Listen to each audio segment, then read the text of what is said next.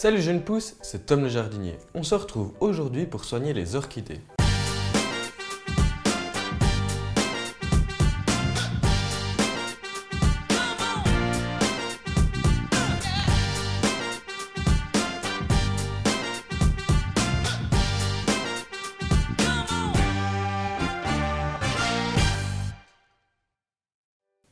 Les orchidées font partie de la famille des Orchidacées.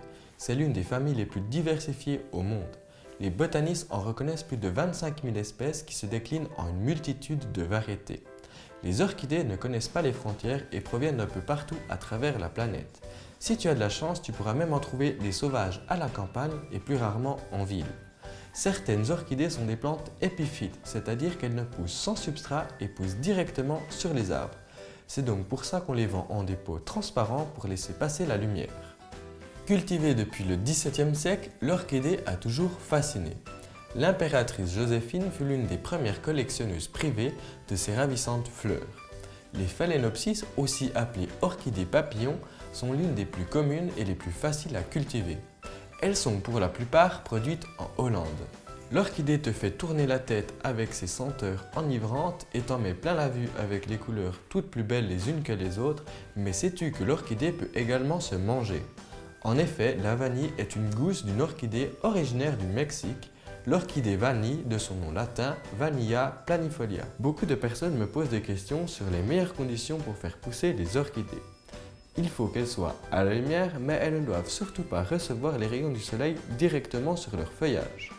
Pour l'arrosage, tu peux te fier à la couleur des racines. Si elles sont de couleur grise, il est temps de les arroser. Si elles sont de la couleur du feuillage, c'est qu'elles n'ont pas soif. Fais attention à ce que l'eau ne stagne pas au fond du pot. Je te donne mon astuce pour l'arrosage. Elle consiste à déposer 2 glaçons sur un pot une fois par semaine. C'est la juste quantité d'eau qu'il faut pour un pot de 10 à 12 cm de diamètre.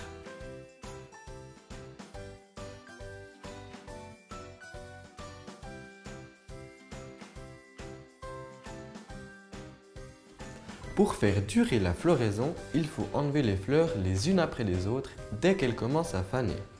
En effet, les fleurs fanées produisent de l'éthylène qui fera périr les fleurs suivantes.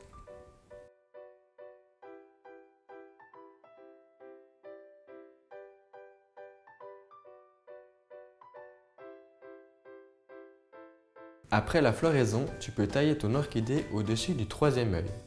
Il n'est pas rare que les phalaenopsis refassent une pousse et refleuriront pour ton plus grand plaisir au bout d'1 mois.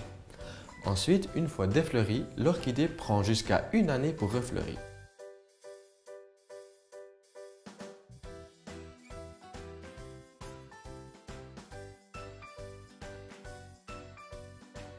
L'orchidée peut avoir une durée de vie de presque 100 ans, donc je ne peux pas te parler de toute sa culture ici. Le rempotage et comment la faire refleurir fera l'objet d'une prochaine vidéo.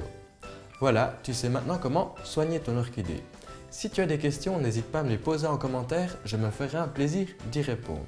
Pour être tenu informé de ma prochaine vidéo, abonne-toi à ma chaîne et active la petite cloche. Si tu as aimé ma vidéo, mets un pouce vert. On se retrouve la semaine prochaine. Ciao jeunes pousses.